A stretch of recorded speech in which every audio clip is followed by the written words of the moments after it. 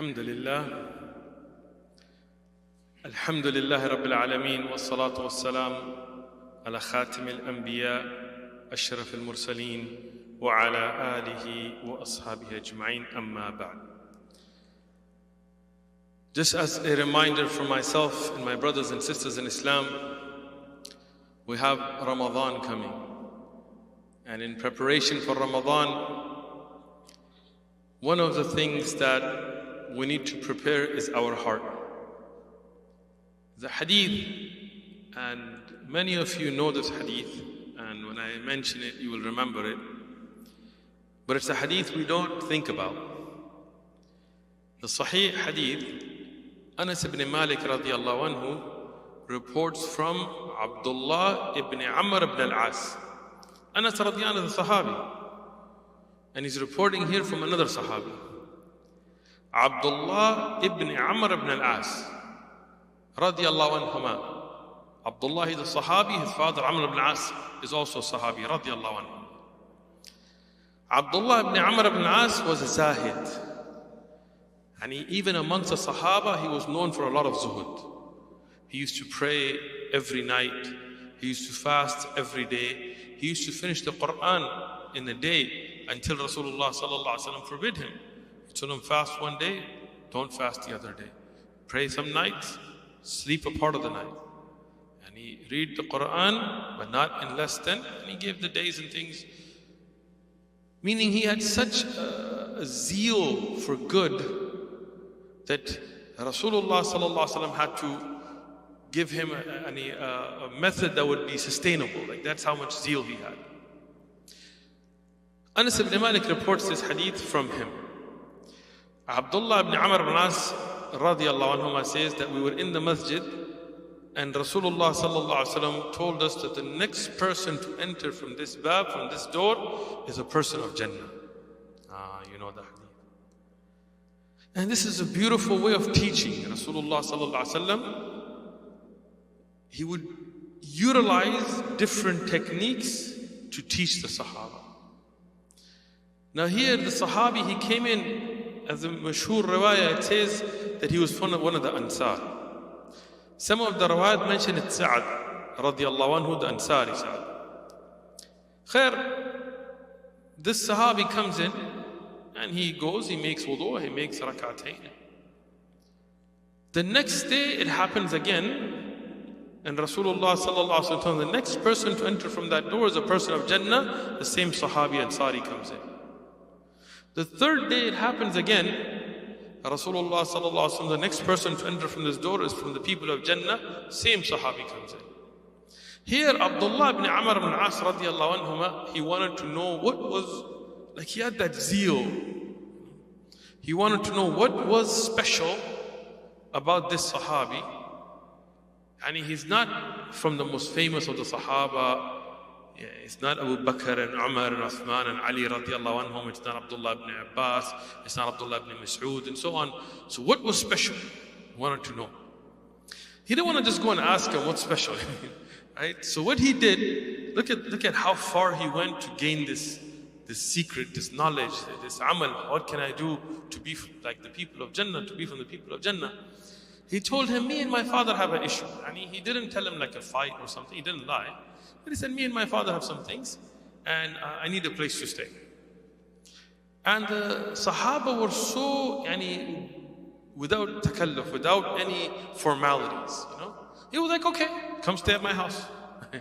He didn't ask him what's going on, what do you mean, go get a hotel room. No, this is the love that they had, simpleness. So now what was Abdullah ibn Amr radiallahu anhu's point? He wanted to see what amal does this person do, this Sahabi that made it that 3 days in a row Rasulullah sallallahu alaihi wasallam called him a person of Jannah. So he watched him. When he woke up in the night, Abdullah ibn Amr ibn al-As radiallahu anhu was already awake. He was already making salah when this person, he made qiyamul layl, but not as much as Abdullah ibn Amr made. Not as much as other Sahaba did, Abu Darda and Abu Dar al-Ghafari, those people who would pray a lot. He went to the masjid, he made his salah and fajr, and he made his adhkar, but not more than anybody else. Throughout the day, he checked. Didn't see anything extraordinary. Khalas. The next day, reviewed the same schedule. What time does he go? What dhikr does he make? How much Quran? He did all of that, but nothing that would make him stand out. The third day is the same thing. Then he was like, I don't know. So he's finally opens up to him. He tells him, look, I don't have any problem. I just wanted to see what amal do you do that made it that Rasulullah sallallahu alaihi wasallam 3 days in a row said that you are from the people of Jannah. So Sahabi the Ansari told him, Yani, this is what it is. What you see is what I have. That's it. I don't have anything special. So I'm okay. When he was walking away, he told him, wait, come back. There's one thing. I told him, what is it? He said, before I go to sleep, and I'm combining between rawayat, right? He said, before I go to sleep, I cleanse my heart that I don't have any malice against any Muslim. Another rawayah says that I ask forgiveness so that nobody has malice against me and I have no malice against anybody. Every night when I sleep, my heart is pure from any malice against any Muslim. No hard feelings, no hasad, no shuh, no, none of that. Abdullah ibn Amr al-As radiallahu anhuma said, Dhaka, this is it. That is that action. Ikhwa fillah, Imam al-Nasa'i in his Sunan, he has mentioned 2 rawayat. They're both sahih. One of them he says, لا يجمع شح والإيمان في قلب عبد أبدا. From Rasulullah sallallahu alaihi wasallam. And the other, لا يجتمعان الحسد والإيمان في صدري أو في الرواية في قلبي في قلب الأبد أبدا. The first riwayah says they do not come together. Shuh and iman in the heart of a slave of Allah ever. It will never happen. What does that mean? What's shuh? It's a stinginess, but it's a mean stinginess. Bukhl is also stingy, but shuh is you don't want to spend and you're always jealous of others and you're jealous if somebody else does spend, and if you do spend on somebody, then you're upset. Why did this guy cost me? You know, this angry stinginess. Bakhil can be somebody who's stingy, but he's just stingy, like he doesn't have any hate in it. Right? But shuh has that negative aspect to it. That disease of the heart and iman cannot come together in the heart of one person. In the next hadith, it's also sahih, it mentions that hasad, jealousy, when you are jealous of somebody, when you want that bounty to be taken away from them, that jealousy and iman cannot come together. These two are not together. Jealousy and iman in the chest or the heart of a Muslim or a slave of Allah ever. So this is something we need to prepare our hearts for Ramadan. Ramadan is a time of Quran. Ramadan is a time of iman. Ramadan is that boost.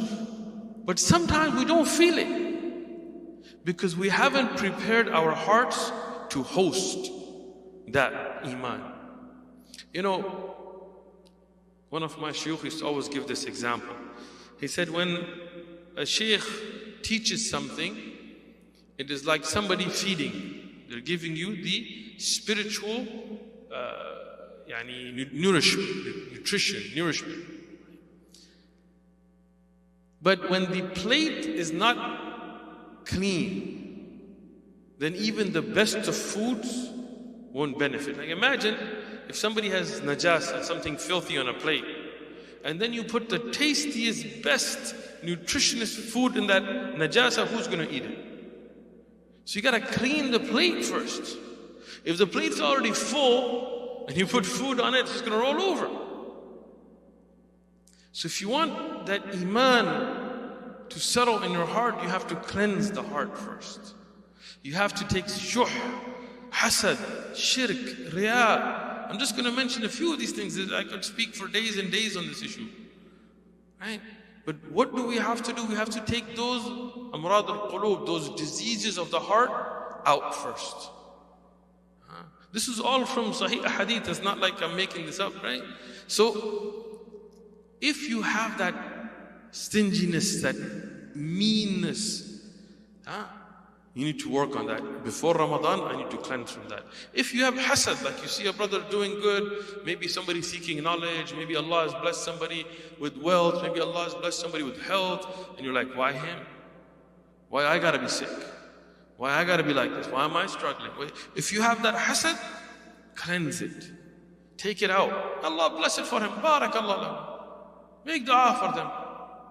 Make dua for your brother. When you make dua for your brother in secret, malaika are saying Ameen. For that same dua, they're making dua for you. Yani instead of sitting at home, be like, man, that guy is flexing on me, acting all like he's something, man. You know, instead of that, if you feel something, go home, make dua. Allah, put barakah in your rizq. Ya Allah, give him more. Make him healthier. Ya Allah, bless him more. Right? And you will get malaika making that dua for you. What's better than that? Cleanse that heart. Just think back to that Sahabi. Before, this is a big disease in the ummah today. People sit in a talk just to find mistakes. People watch videos, just they forward. Where's the mistake? Where's the mistake? Where's the mistake? Got him. You see that? He wiped his nose with his right hand. Got him. Off the manhaj. Who made you in charge of the manhaj, man? Everything. Somebody talks to, mashallah, this brother, he's doing great, he's teaching this book. Yeah, well, I saw his socks. Had holes in them. Like, okay. When you have that, you gotta get rid of that. Sit somewhere, benefit. Listen to something, benefit from it. If you want to find mistakes, you'll find mistakes, but then what's going to happen to you? Sit somewhere, make dua. One time somebody came to Shaykh Abdulaziz ibn Baz, rahmatullahi alayhi, and he talked about some people. And he said, Ya Shaykh, these people are like this and like this and like this, and may Allah destroy them, and may Allah do this to them, may Allah do this to them. From our Muslims. The Shaykh at the end of it said, I wish you sat with them so you learn how to make dua for the ummah and not against the ummah. Go and sit with them and learn how to make dua for the ummah, not against the ummah. So we hope from Allah subhanahu wa ta'ala that we benefit from these sahih hadith and this example of the salaf and the great ai*imma, ulama. May Allah subhanahu wa ta'ala protect us and cleanse our hearts and prepare us for this blessed month of Ramadan so we can go in with clean hearts, free of riya, free of showing off, free of shuh, free of bukhl, free of jealousy and stinginess and all these diseases, all this minor shirk, and may Allah protect us from major shirk and all these things so that we go to Ramadan and we allow the benefits of Ramadan to settle in our hearts so it can push us the rest of the year. وَجَزَاكُمُ اللَّهُ خَيْرًا.